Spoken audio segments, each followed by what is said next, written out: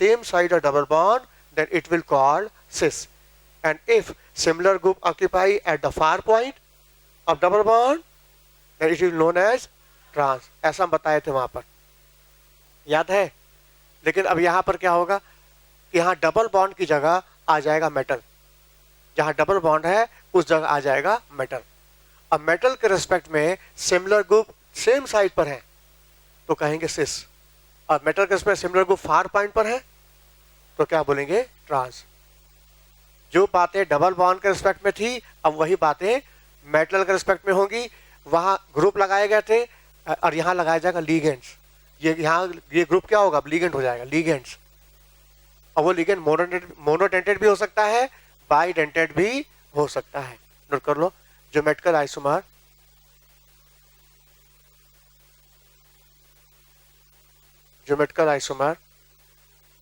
having same structural formula,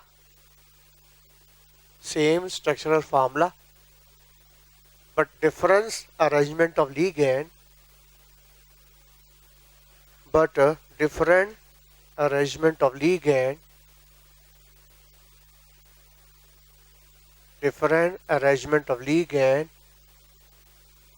around the central metal. Different arrangement of ligand around the central metal. If a similar ligand occupy adjacent site,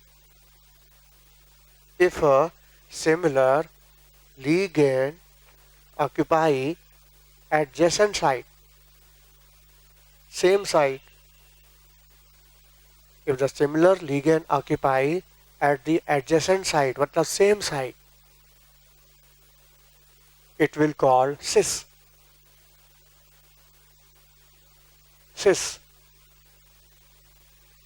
And if similar ligand occupy at the far point,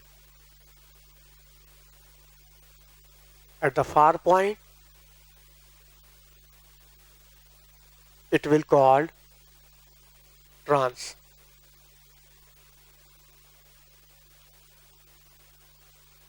If the similar ligand occupy at the far point, it will call trans. मतलब सब कुछ वही है, बस वहां जो double bond था वहां मेटल हो जाएगा, वहां एटम लगे थे, ग्रुप लगाए गए थे, यहाँ लिगेंड लगाए जाएंगे, जबकि कंडीशन दोनों के सेम है। वहां पर भी एडजेसेंट पॉइंट पर है तो सिस, फार पॉइंट पर है तो ट्रांस। तो यहाँ पर भी मेटल के रिस्पेक्ट में लिगेंड एडजेसेंट साइड पर होंगे, एडजेसेंट साइड पर सिस, और मेटल के रिस्पेक्ट में लिगेंड फार पॉइंट पर होंगे ट्रांस। और सिस ट्रांस शो करने के लिए आवश्यक है कि सारे लिगेंड एक प्लेन में होने चाहिए, वहां भी लिखवाया है, कॉपी खोल के देखना, geometrical isomer condition, molecule should be planar. तो यहाँ पर भी complex should be planar, complex planar होना जरूरी है, 2 डायमेंशनल होना चाहिए, 3 डायमेंशनल नहीं होना चाहिए। नोट करो, for geometrical isomer complex should be planner.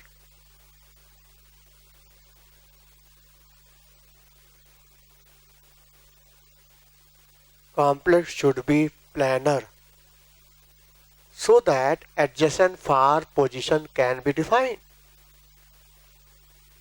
So that adjacent far position can be defined. So that adjacent far position can be defined.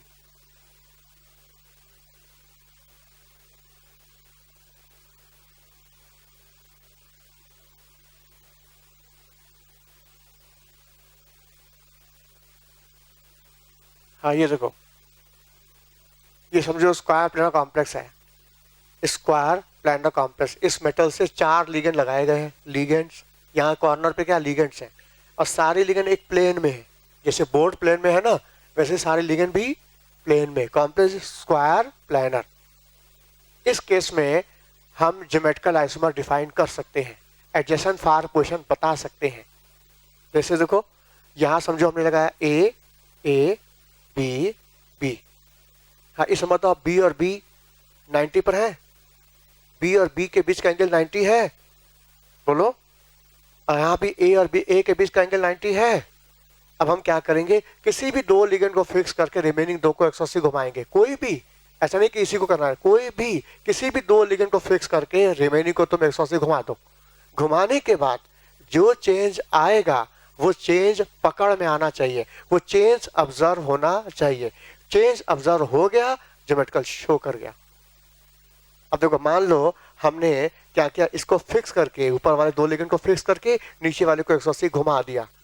घुमाने के बाद पता बी इधर चलाएगा, ए इधर चलाएगा, तो सिचुएशन ये हो जाएगी। देखो ये बन जाएगी नया स्ट्रक्चर। हमने ऊपर वाले को फिक्स किया था, नीचे को घुमाया था, ऊपर फिक्स था नीचे को घुमाया था ना, तो ये तो अपनी जगह रहेगा ए और बी। हाँ, ये बी इधर चलाएगा, ए इधर चलाएगा। बोलो हाँ, पहले बी और बी के बीच का एंगल कितना था, 90, और अब बी और बी के बीच का एंगल 180 हो गया। ये एडजेसेंट, ये फार, ये है सिस और ये है ट्रांस। ये तभी संभव है जब सारे लिगेंड एक प्लेन में रहेंगे, तब 2 डायमेंशनल होगा। तब यदि 3 डायमेंशनल हो जाए, टेट्राहेड्रल टाइप का मॉलिक्यूल हो जाए, तो ज्योमेट्रिकल आइसोमर शो नहीं कर सकता। क्यों? क्योंकि टेट्राहेड्रल में एडजेसेंट फार पोजीशन डिफाइन नहीं हो सकती। इसमें हो जाएगी। क्या लिखा है? लिखा है for geometrical isomer complex should be planar so that adjacent far position can be define.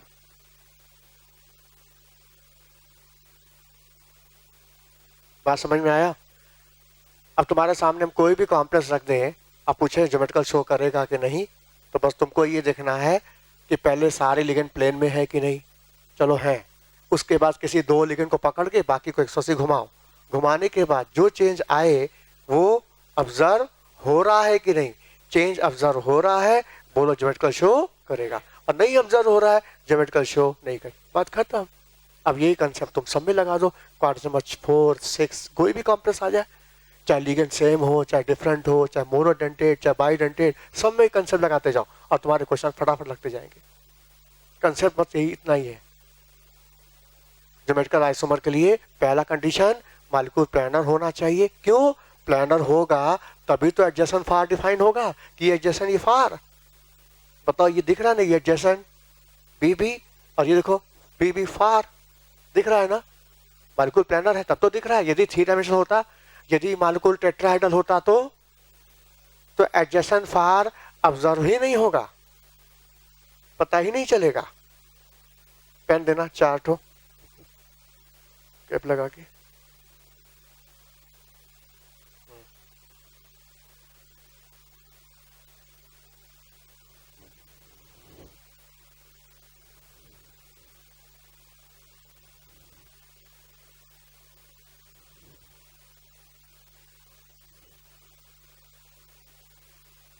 हाँ देखो ध्यान से, टेट्राहेड्रल कॉम्प्लेक्स की खासियत है कि वो कैसे भी उलट फुलट के देखो एक जैसा दिखाई देगा, तो समझो टेट्राहेड्रल बन गया। अब इसमें एंगल 109 का अपने आप आ जाएगा, 109। ये मेटल है और ये लिगेंड है, ठीक है। किसी दो लिगेंड को फिक्स करके तुम रिमेनिंग को घुमा दो 180। घुमाने के बाद दोनों के बीच की दूरी में फर्क मिलना चाहिए, ठीक है। हाँ, तो जैसे मान लो हमने इसको फिक्स कर दिया, इसको घुमा दिया 180। घुमाने के बाद पता ये इधर चला जाएगा और इधर चलाएगा। बोलो यही ना होगा? बोलो, जो दूरी पहले थी इसकी, जो दूरी पहले थी वही रहेगी, और इसके बीच भी जो दूरी पहले थी वही रहेगी, क्योंकि एंगल तो 109 ही है ना। ये 109, 109, 109, सब 109 पे एंगल है। तो जब एंगल सेम तो दूरी भी सेम, और जब दूरी सेम है, चेंज हमने किया, हमने 180 घुमाया, लेकिन चेंज पकड़ में नहीं आया, मतलब ये ज्योमेट्रिकल शो कर ही नहीं सकता।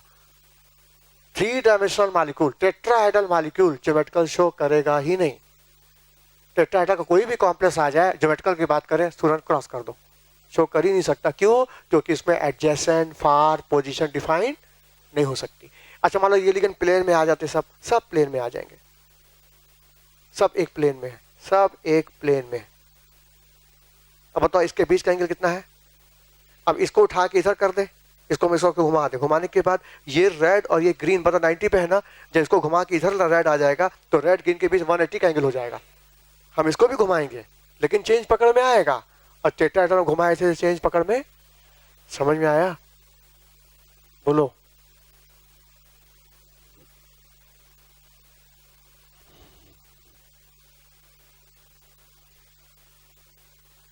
तो ज्योमेट्रिकल आइसोमर की कंडीशन सबको समझ में आ गई। पहली कंडीशन मॉलिक्यूल प्लानर होना चाहिए ताकि लिगेंड की एडजेसेंट फार पोजीशन डिफाइन की जा सके।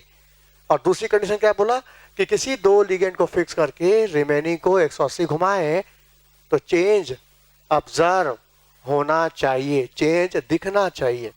दिख गया, ज्योमेट्रिकल हो गया, बात खत्म। अच्छा आप देखो, हम जो भी एग्जांपल बोर्ड पे लिखेंगे पहले ज्योमेट्रिकल चेक करेंगे, फिर ऑप्टिकल के लिए फिर से फिगर बनाना पड़ेगा, वही चीज तो पता डबल मेहनत हो जाएगी। तो क्यों ना हम एक ही तीर से दो शिकार मारे। जब हम कोई भी पिक्चर बोर्ड पे ड्रॉ करेंगे तुम उसमें ज्योमेट्रिकल भी खोजोगे और ऑप्टिकल भी खोजोगे। बोलो। तो ऑप्टिकल की भी कंडीशन बता दो क्या होगी एक साथ। ऑप्टिकल कंडीशन, ज्योमेट्रिकल मेरा हो गया, ज्योमेट्रिकल सुना दिया हमने, सुन लिया सबने ज्योमेट्रिकल कंडीशन, ठीक है। ऑप्टिकल की क्या कंडीशन है? सबसे पहले डिफिनीशन, ऑप्टिकल की डिफिनीशन है सेम माल का formula, same structure, same geometry, same physical property, same chemical property, सब कुछ सेम, बट उनका बिहेवियर प्लेन पोलराइज लाइट की तरह डिफरेंट होगा। उसमें से एक कंपाउंड रोटेट करेगा प्लेन पोलराइज को क्लॉकवाइज और दूसरा एंटी क्लॉकवाइज। हाँ, जो क्लॉकवाइज करेगा वो डेक्स्ट्रो डी फॉर्म, और जो एंटी क्लॉकवाइज रोटेट करेगा लीवो और एल फॉर्म। और ये डेक्स्ट्रो लीवो ये दोनों आपस में एक दूसरे के मिरर इमेज हैं लेकिन सुपरइम्पोज नहीं है। ऐसे डीएल मिक्सचर को बोलते पेयर को बोलते हैं इनेंशियोमर। ये डीएल जो एक दूसरे के मिरर इमेज है, non superimpose, they are enantiomer pair. और इसी का इक्विमोलर मिक्सचर मिला दो, डीएल का इक्विमोलर मिक्सचर 50-50 तो हो जाएगा रैसमिक मिक्सचर, जो कि ऑप्टिकल इनएक्टिव होगा। समझ में आया? इनेंशियोमर समझ में आया? Are the pair of optical isomer which are mirror image but does not superimpose. अच्छा, डायस्टिरियोमर क्या बताया था? मिरर इमेज बने ही ना। जब मिरर इमेज ना बने तो बोलेंगे दे आर डायस्टिरियोमर, बताया था। तो जो डिफिनीशन वहां बताई गई थी सेम यहां भी वही काम करेगी, दोबारा नहीं लिखवाएंगे। आगे बढ़े। अच्छा, वहां हमने ऑप्टिकल आइसोमर की, ऑप्टिकल एक्टिव की कंडीशन क्या बताई थी? हाँ, मॉलिक्यूल शुड बी कायरल। और ये भी कहा था जिसमें सिंगल कायरल होगा वो हमेशा एक्टिव होगा, लेकिन इसमें दो कायरल है वो एक्टिव हो भी सकता है और नहीं भी। तो इसके लिए ऑप्टिकल एक्टिव के लिए सबसे एसेंशियल रिक्वायरमेंट बनती है मॉलिक्यूल शुड बी कायरल होना चाहिए। और मॉलिक्यूल कायरल कब होगा? जब मॉलिक्यूल में सिमेट्री ना हो, absence of symmetry. Absence of symmetry एक शब्द का है एसिमेट्रिक। एसिमेट्रिक मतलब सिमेट्री एब्सेंस। जिस मॉलिक्यूल में सिमेट्री एब्सेंस है, एसिमेट्रिक है, वो मॉलिक्यूल ऑप्टिकल एक्टिव होगा। बोलो, बात समझ में आई? अच्छा, वहां पर हमने क्या किया था कि ऑप्टिकल के लिए मॉलिक्यूल 3 डायमेंशनल होना चाहिए, टेट्राहेड्रल होना चाहिए। ज्योमेट्रिकल के लिए मॉलिक्यूल 2 डायमेंशनल हो, लेकिन ऑप्टिकल के लिए मॉलिक्यूल 3 डायमेंशनल होना चाहिए। क्यों? कायरल कार्बन sp3 था ना, कायरल कार्बन जिससे चारों को डिफरेंट लगे थे वो कार्बन sp3 था ना, मॉलिक्यूल तुम्हारा टेट्राहेड्रल था ना। तो यहाँ भी ऑप्टिकल के लिए मॉलिक्यूल 3 डायमेंशनल होना चाहिए। और फिर हमने ऑप्टिकल आइसोमर को चेक करने के लिए बोर्ड पर, पेपर पे चेक करने के लिए 3 डायमेंशनल को 2 डायमेंशनल पे लाए थे। इसलिए लाए थे ताकि हम ये चेक कर सके कि मेरा मॉलिक्यूल ऑप्टिकल एक्टिव है कि नहीं है। लेकिन मॉलिक्यूल की वास्तविक स्थिति क्या थी? मॉलिक्यूल की ओरिजिनल पोजीशन क्या थी? वो 3 डायमेंशनल था। बोलो, उसको 2 डायमेंशनल प्लेन पे लाया गया था ताकि ये चेक किया जा सके कि मॉलिक्यूल ऑप्टिकल एक्टिव है कि नहीं। तो इसके लिए हमने हेल्प लिया था फिशर प्रोजेक्शन का, याद करो।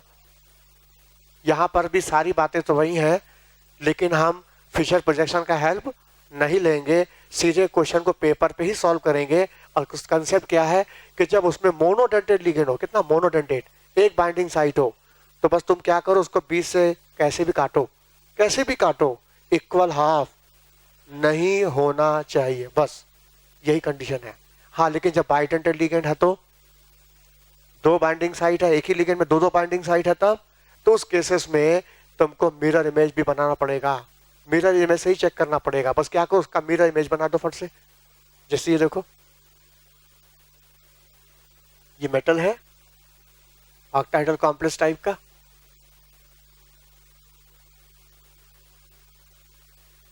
हाँ ये लिगेंड है, लिगेंड, ये सब लिगेंड, लिगेंड। अब मतलब बाइडेंटेड लिगेंड है ना, बाइडेंटेड, ये समझो, ऐसे समझ लो। हाँ, NH2 CH2 CH2 NH2, ethylene diamine, ethylene diamine. Nitrogen भी अपना लोन पेयर दे रहा है, ये भी अपना लोन पेयर दे रहा है, नाइट्रोजन नाइट्रोजन नाइट्रोजन नाइट्रोजन, ये मतलब बाइडेंटेड लिगेंड है। हाँ, इस केस में ऑप्टिकल एक्टिव है या नहीं चेक करने का बस सीधा कंसेप्ट, इसका मिरर इमेज बना दो, इसका मिरर इमेज। तो मिरर कहाँ रखें, कहाँ रखें, लिगेंड के सामने रखोगे, बताओ लिगेंड दिख रहा है, फेस इसके सामने रखोगे, यहाँ ऊपर मत रख देना। बोलो भाई, हमको अपना फेस देखना, तो मिरर सामने रखेंगे, मिरर के ऊपर खड़े हो जाएंगे हम, समझ गए। तो ये लिगेंड का फेस है, इस फेस के सामने हम रखेंगे मिरर। हाँ, इसका इमेज कुछ ऐसा होगा,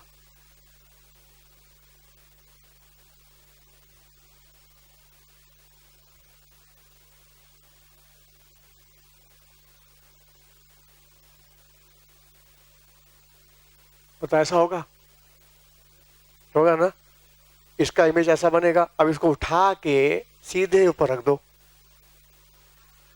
बोलो नॉन सुपरपोज ऑप्टिकल एक्टिव। तो बाइडेंटेड हो तो मिरर इमेज से चेक कर लो, और मोनोडेंटेड लिगेंड हो तो प्लेन ऑफ सिमेट्री से, चाहे प्लेन के थ्रू काटो, चाहे एक्सिस काटो, कैसे भी काटो, इक्वल हाफ नहीं होना चाहिए। यह है कंसेप्ट। पहले सुन लिया, पहले बार सुन लिया सबने, बोलो। अब इसको लिखवाने की जरूरत तो है नहीं, ये कि लिखवा दें, नोट करो, दो लाइन इंपॉर्टेंट है, दो लाइन से तुम्हारे 50 एग्जाम्पल लगेंगे, 50 प्रॉब्लम। इंपॉर्टेंट नोट करके लिखना, इंपॉर्टेंट नोट कर लिखो। If ligand is monodentate, ligand is monodentate,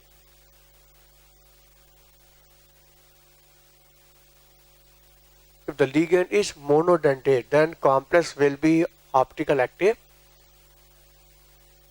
complex will be optical active.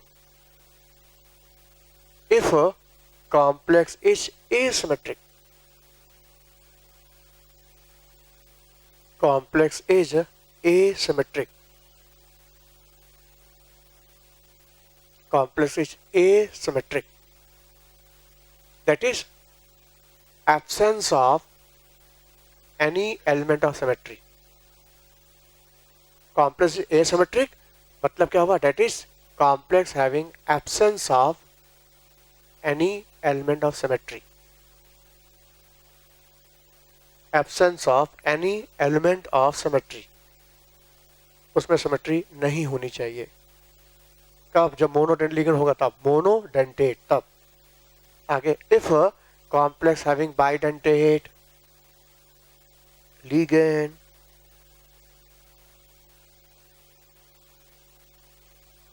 complex having bidentate ligand, ठीक है। जब बाइडेंट लिगेंड रहेगा तो उसमें कंसेप्ट ऐड हो जाएगा। अब वो क्या ऐड होगा, लिखो, the mirror image of the molecule does not superimpose. If the complex having bidentate ligand, then mirror image of the complex does not superimpose.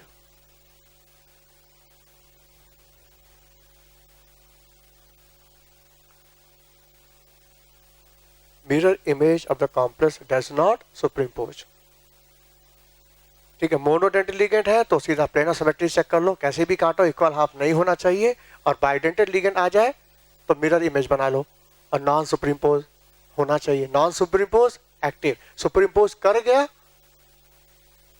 सुपरिम्पोज कर गया ऑप्टिकल, हाँ इनएक्टिव। क्यों? मिसो वहां पे मिसो जो था, मिसो वो सुपरिम्पोज कर रहा था ना, वो ऑप्टिकल इनएक्टिव, लेकिन डी और एल क्या थे? एक्टिव थे, क्योंकि मिरर इमेज सुपरिम्पोज। यहां भी वही चीज है। बोलो बात समझ में आई? हाँ बोलो बोलो। हमने क्या बोला? 90 का किसको किसको घुमाए? इसको 180। हाँ ठीक है। हाँ मतलब ज्योमेट्रिकल की बात चल रही है कि ऑप्टिकल? क्या खोज रहे? पहले लक्ष्य बताओ हमको, खोजना क्या है? नहीं पहले बताओ हम खोज क्या रहे हैं, ज्योमेट्रिकल की ऑप्टिकल? ऑप्टिकल। तो ऑप्टिकल के लिए रोटेट करने का कंसेप्ट कहाँ बोला हमने? तो ज्योमेट्रिकल के लिए हमने बोला था कि 180 घुमाओ।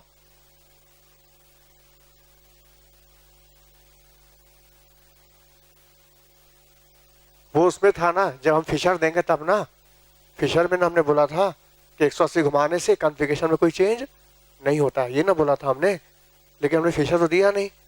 तो इसमें नया बात ऐड मत करो ना, जितना हमने सुना है उसको पकड़ लो, अब सारे क्वेश्चन लगाते जाओ, कोई फंसे तो बात करो ना हमसे ना।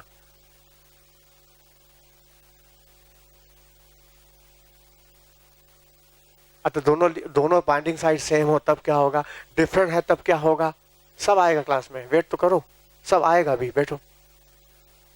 पहले मेरी मेन कंसेप्ट को पकड़ लो, हमने क्या बोला उस कंसेप्ट को पकड़ो और क्वेश्चन लगाते जाओ फटाफट, बोलो। और जो गलती होगी तो हम समझाएंगे कैसे हुआ, लेकिन जो मेन पॉइंट को पकड़ लो। ज्योमेट्रिकल के लिए क्या बोला हमने, फिर से बताओ पहले? मॉलिक्यूल प्लानर होना चाहिए। क्यों होना चाहिए प्लानर? ताकि लिगेंड की एडजेसेंट फार पोजीशन बताई जा सके, इसलिए प्लानर होना चाहिए। फिर दूसरा पॉइंट क्या बोला? किसी दो लिगेंड को पकड़ के रिमेनिंग को घुमा दो, चाहे लिगेंड कैसा भी हो, मोनो हो, बाई हो, सिमेट्रिकल हो, अनसिमेट्रिकल हो, कुछ भी हो।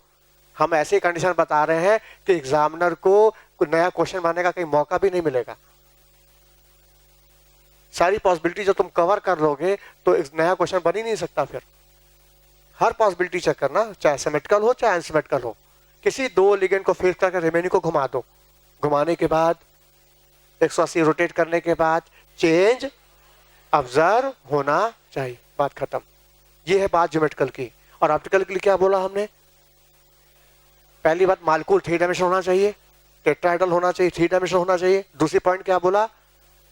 मोनोडेंटेड लिगेंड हो, मोनोडेंटेड लिगेंड हो तो 20 से काट दो, कैसे भी काटो, इक्वल हाफ नहीं होना चाहिए। और बाइडेंटेड लिगेंड हो, मिरर इमेज नॉन सुपरिम्पोज होना चाहिए। बोलो क्लियर?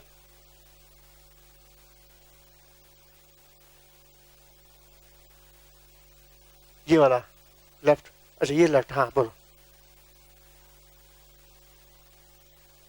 किसी को भी करना है, कहीं से भी दिखना चाहिए, बस इसको फिर से ये घुमाओ, इसको करके घुमाओ, इसको किसी को भी करो, कहीं से भी दिखना चाहिए चेंज।